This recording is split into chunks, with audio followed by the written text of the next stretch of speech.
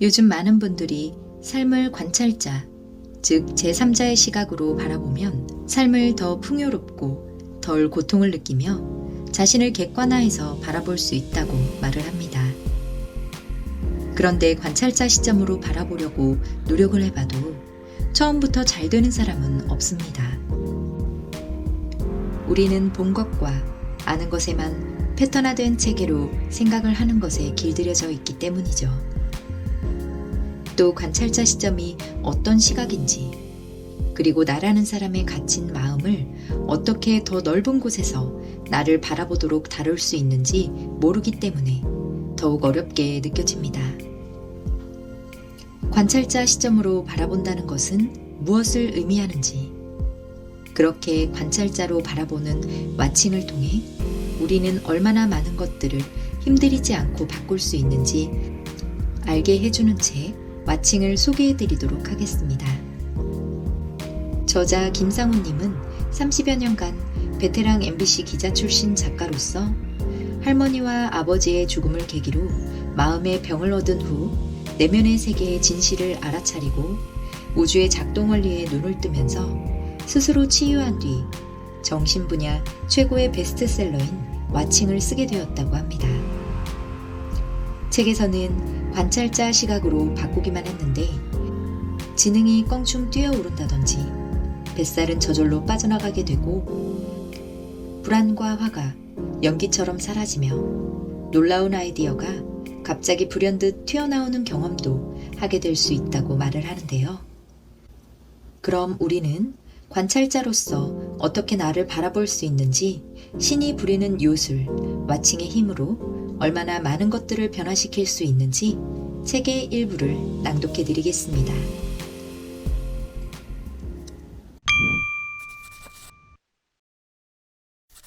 관찰자는 누구인가?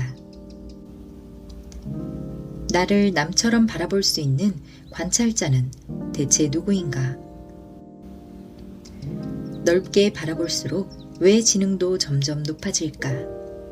지능이 우주에서 무한하게 흘러나온다면 우주에 있는 완벽한 지능의 소유자는 대체 누구인가? 짐작대로다. 관찰자는 바로 영혼이다. 하지만 당신은 영혼의 정체를 알고 있는가?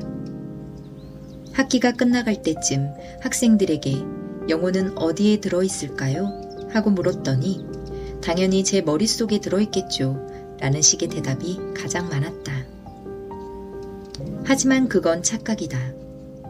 영적 깨달음을 얻은 극소수를 빼놓고는 모두가 이런 착각 속에 살아간다. 지난 수천 년간 그랬다.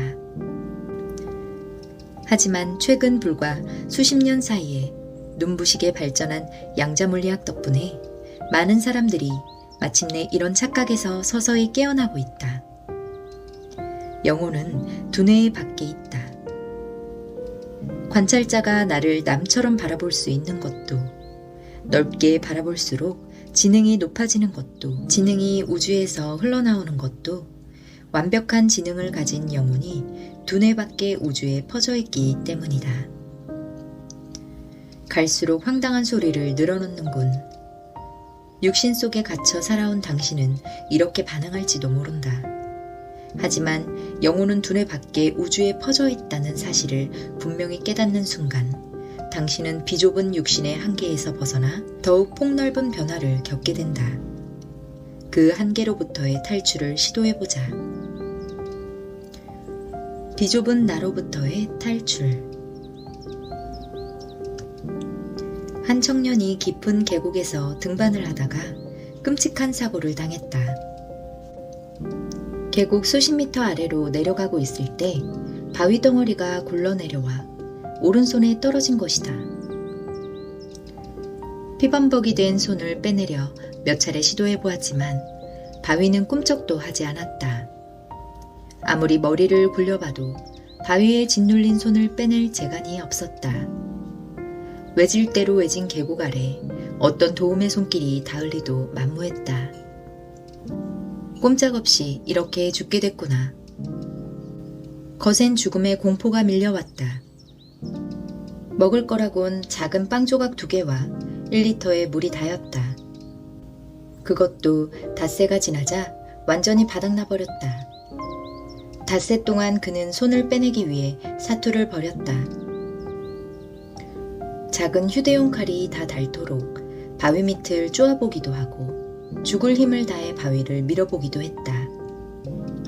손을 빼내지 못하면 그 자리서 꼼짝없이 죽게 될 판이었다. 바위는 꿈쩍도 안 해. 이게 내 운명이야. 그는 점점 죽어가고 있었다. 죽음을 피할 수 없다는 걸 깨닫고는 계곡 모래벽에 무뎌진 칼로 자신의 생년월일과 죽는 날짜를 새겨 넣었다. 그러고는 가족에게 남길 유언을 비디오 카메라에 담았다. 그런데 죽음을 받아들이기로 하자 뜻밖의 변화가 일어났다. 처음엔 죽음의 공포에 떨었는데 모든 걸 내려놓으니 이상하게도 평화가 찾아왔어요. 죽음을 받아들이기로 마음먹으니 육신에 대한 모든 집착이 떨어져 나갔다. 자신을 텅 비우자 그제야 자신의 모습이 마치 남을 바라보듯 조용히 시야에 들어왔다. 자신을 바라보는 또 다른 자신은 누구인가? 제 육신을 바라보는 또 다른 나. 그게 바로 제 영혼이었어요. 한쪽 팔이 사라진다고 해서 영혼도 줄어드는가? 영혼, 즉 진정한 나는 육신 속에 들어있는 게 아니었다. 팔은 나라고 바라보니 팔이 바위에 깔려 꼼짝 못하자 나도 꼼짝 못했다. 그러나 이제 팔은 영혼을 담는 그릇에 한 작은 파편에 불과했다. 푸른 하늘, 푸른 숲, 푸른 바다를 바라보며 자유로이 살아갈 기쁨에 비하면 팔 하나쯤 없는 건 아무것도 아니었다. 사랑하는 여자를 만나 결혼도 하고 아들을 낳아 행복하게 사는 제 미래의 모습들이 너무나도 생생하게 떠올랐어요. 3살배기 아들을 한 팔로 껴안은 장면도 현실처럼 눈앞에 펼쳐졌지요. 나는 팔 이상의 존재라고 자신을 바라보자 팔을 잘라낼 용기가 샘솟아 올랐다. 그는 일단 등반 로프로 바위에 짓눌린 팔을 단단히 묶어 지혈시켰다. 그러고는 무뎌질 대로 무뎌진 칼로 지혈된 부위 아래 손목을 자르기 시작했다. 이미 시퍼렇게 변한 터라 그리 아프지는 않았다. 손목을 잘라내는데 1시간 정도 걸렸다. 저는 제 손목을 잘라내는 게 너무나 행복했습니다. 미래에 일어날 모든 기쁨과 행복의 순간들이 걷잡을 수 없이 밀려들었고 손목만 잘라내면 그 모든 걸 누릴 수 있다는 생각 때문이었죠. 통증을 느낄 겨를도 없었어요. 그는 바위를 벗어나 몇 시간 동안 걸어가다가 구조 헬리콥터가 날아오는 걸 보았다. 미국에 사는 롤스턴 씨의 실화이다. 얼마 전 나는 아침에 출근해 해외 뉴스를 모니터하다가 그가 MBC TV와 인터뷰하는 모습을 보았다. 앵커가 그에게 물었다. 만일 할 수 있다면 그때 상황을 되돌려놓고 싶지는 않은가요? 그런 생각은 눈꼽만큼도 없어요. 그 상황이라면 나는 똑같이 할 겁니다. 손을 잃는 것까지도요? 물론이죠. 그건 진심이었다. 그 사고를 당하지 않았더라면 육신 속에 든 게 바로 나라는 착각 속에 일생을 살아갔을 터였다. 하지만 사고를 계기로 나는 육신 이상의 존재라는 사실을 발견했다. 그 결과 인생이 놀랍도록 행복해졌고 사고의 폭도 경이롭도록 넓어졌다. 내가 좋아하는 말이 있다. 난 모든 걸 할 수는 없다. 하지만 할 수 있는 게 분명히 몇 가지는 있다. 할 수 없는 것 때문에 할 수 있는 것까지 포기하지는 않겠다. 3년 전 나는 아주 작은 가능성의 문을 열어놓고 호기심 가득한 기자의 눈으로 와칭이 부리는 요술을 엿보기 시작했다. 그러자 그 문은 점점 크게 열리기 시작했고 지금은 더없이 활짝 열려 있다. 와칭은 신이 누구에게나 똑같이 내려준 선물이다. 나는 기자이기 이전에 평범한 직장인이다. 나와 학생들이 변화를 체험했다면 누구든 와칭을 통해 신기한 변화를 경험할 수 있다. 우주의 원리는 누구에게나 쉽고 공평하게 똑같이 적용되기 때문이다. 와칭, 신이 부리는 요술. 관찰자 효과는 내 머리도 순식간에 바꿔놓았다. 전에는 짧은 기사 하나를 쓰다가도 생각이 막히면 얼굴에 화기가 오르고 골치가 지끈지끈 아팠다. 배도 더부룩해져 소화도 안 됐다. 그렇게 앉아있다고 멋진 기사가 써지는 것도 아니었다. 게다가 나이가 들면서 기억력도 점점 떨어져 가는 것 같았다. 자주 만나는 사람들의 이름을 까먹어 어색해진 경우가 한두 번이 아니었다. 언젠가는 매일 걸던 고향집 전화번호가 돌연 떠오르지 않아 무척 당황했다. 벌써 치매가 찾아온 건가? 그런데 관찰자 효과를 이해하면서 뜻밖의 변화가 찾아왔다. 우선 기사를 쓰는 속도나 독서 속도가 놀랍도록 빨라졌다. 아이디어도 불쑥불쑥 잘 떠오르고 선명해졌다. 특히 내게 전혀 생소했던 양자물리학 책들이 머릿속에 쏙쏙 들어온다. 어느 땐 저자들이 책에 써놓은 것보다 저자들의 의도를 더 깊이 파악하기도 한다. 하도 신기해서 이런 생각도 들었다. 그럼 내 영어 실력도 좋아졌을까? 호기심에서 미국의 대학원 입학 자격시험 격인 GRE를 다시 응시해 보았다. GRE는 20년 전 경제부 기자 시절 미국 대학원에 연수를 가기 직전 딱 한 번 쳐본 것이 전부였다. 나는 시험 성적을 받아보고는 깜짝 놀랐다. 영어 부문에서 전체의 최상위 1%에 든 것이다. 물론 미국 학생들을 포함해서 말이다. 신기한 일 아닌가? 무려 20년간이나 영어 공부를 따로 하지도 영어 학원에 다니지도 않았다.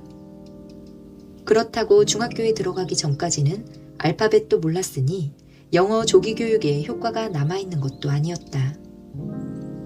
도대체 관찰자 효과가 내 머리에 어떤 요술을 부린 걸까?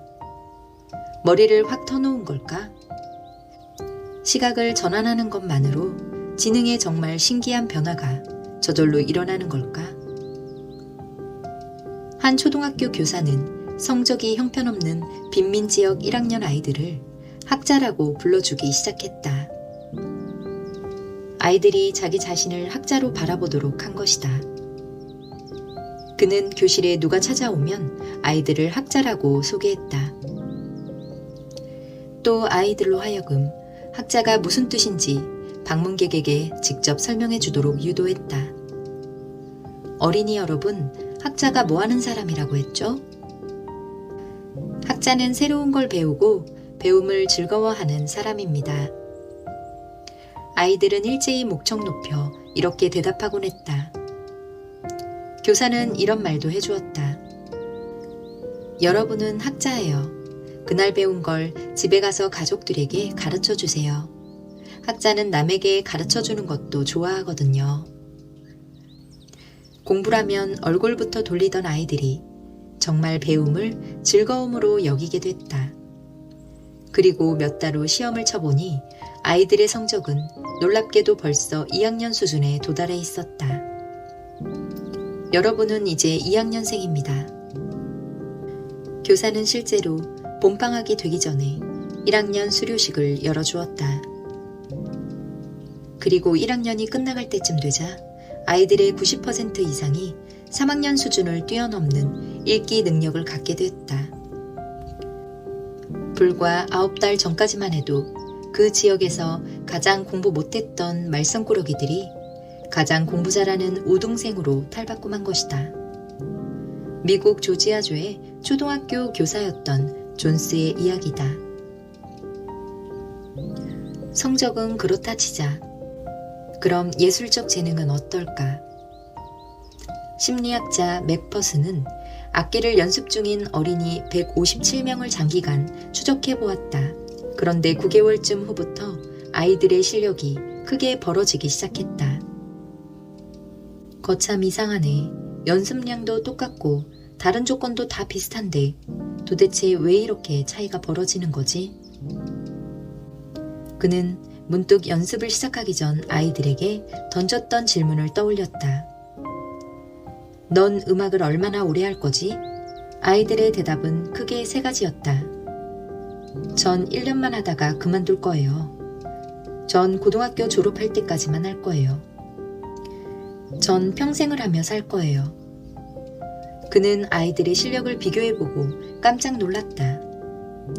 평생 연주할 거라는 아이들의 수준이 1년만 하고 그만둘 거라는 아이들보다 무려 4배나 더 높았기 때문이다. 똑같은 기간 동안 똑같은 시간 연습했는데도 말이다. 결론은 자명했다.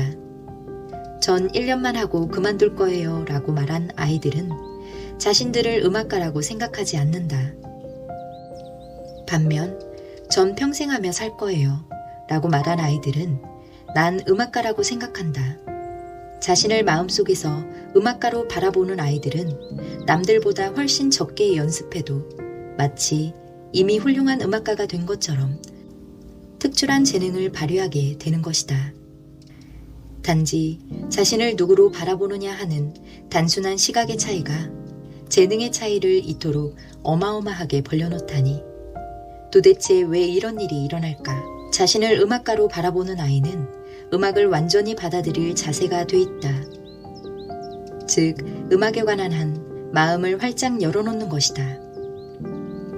반면 1년만 연주하다가 그만둘 것이라는 아이는 마음의 일부만 열어놓는다.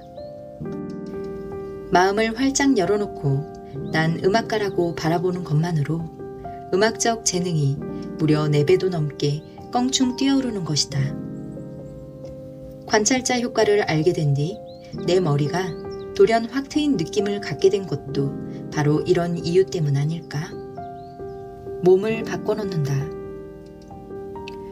바라보는 것만으로 몸도 깜짝 변신할 수 있을까? 예를 들어 만병의 근원인 뱃살도 바라보면 저절로 쉽게 빠져나갈까? 나는 전에는 호리호리한 체형이었는데도 허리 사이즈가 33인치 이상 되는 바지를 입었다. 똥배가 볼록 튀어나왔기 때문이었다. 샤워하고 나서 거울에 옆모습을 비춰보면 참 꼴불견이었다. 책상 앞에 오래 앉아있을 땐 남몰래 혁대 버클을 풀러놓았다가 일어설 땐 슬쩍 다시 매곤 했다. 돌이켜보면 이유는 간단했다. 똥배는 무의식적으로 서서히 찌는 살이다. 일단 무의식에 저장된 정보는 의지만으로는 지워지지 않는다. 하지만 관찰자 효과는 무의식에 저장된 정보까지도 쉽게 바꿔놓는다. 나는 밤 11시쯤 동네 운동장을 걷는 습관이 있다. 그래서 관찰자 효과를 알고 나서는 배가 출렁이는 느낌이 들도록 일부러 빨리 걸었다. 그리고 걸을 때마다 이렇게 생각했다.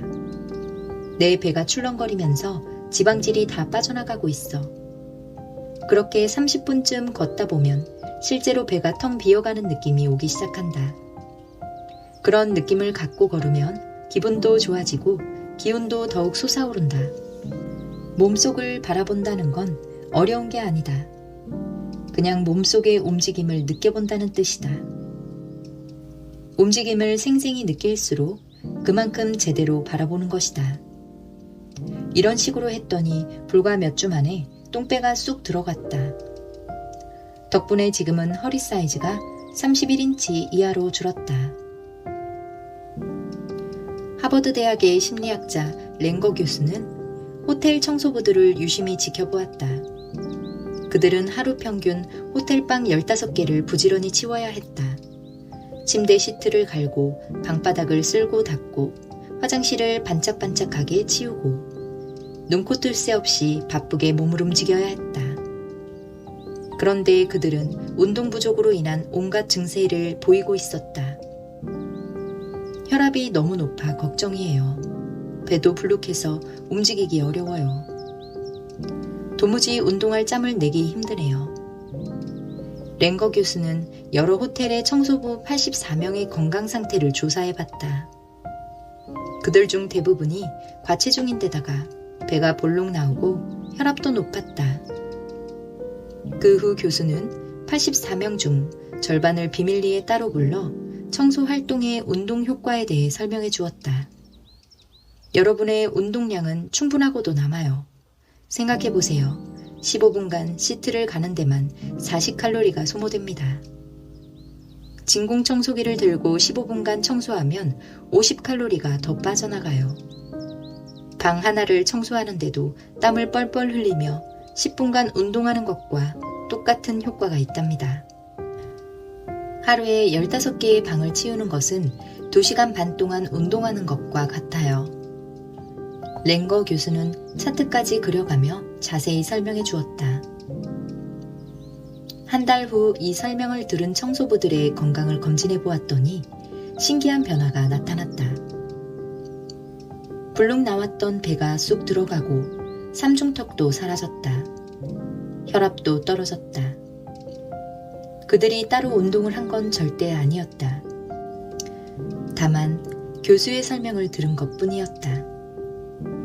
반면 설명을 듣지 못한 청소부들의 몸에는 아무런 변화가 없었다. 몸의 변화를 바라보며 청소했다. 체중, 허리둘레, 지방, 혈압 감소. 무심코 청소했다. 아무 변화 없음. 고역이라고 여기며 청소했다. 피로, 독소 증가. 왜 이런 차이가 나타났을까? 랭거 교수는 이렇게 말했다. 청소하며 몸을 움직일 때마다 칼로리가 빠져나간다고 생각하니 실제로 지방이 빠져나간 겁니다. 그런 생각을 안 하며 청소할 땐 오히려 피로 독소만 쌓이는 거죠. 다시 말해 청소라는 행위를 바라보는 눈이 달라지니 몸도 변화한 것이다. 청소는 지겹고 힘든 것이라고 바라보았을 땐 청소가 건강에 오히려 해가 됐다. 하지만 청소할 때마다 이렇게 생각해 본다면 어떨까? 난 지금 시트를 가는 중이야. 또 40칼로리가 빠져나가겠군. 지금처럼 진공 청소기로 바닥을 청소할 때마다 50칼로리가 빠진다고 했지. 청소할 때마다 무의식적으로 살이 빠져나간다고 바라보니 실제로 살이 빠져나갔던 것이다. 이것이 굳이 시간과 돈을 들여 따로 운동하지 않고도 날씬하고 건강해지는 비결이다. 과정을 바라보면 쉽게 달성된다. 관찰자 효과 수업 중 한 남학생이 좀 느닷없는 질문을 던졌다. 마음의 눈으로 열심히 취직에 성공한 장면을 그려 바라보면 정말 취직도 되나요? 낄낄거리는 소리가 흘러나왔다. 많은 자기계발 전문가들이 목표만 간절히 상상하면 어느 순간 거짓말처럼 현실로 나타난다고 외쳐대고 있지 않은가?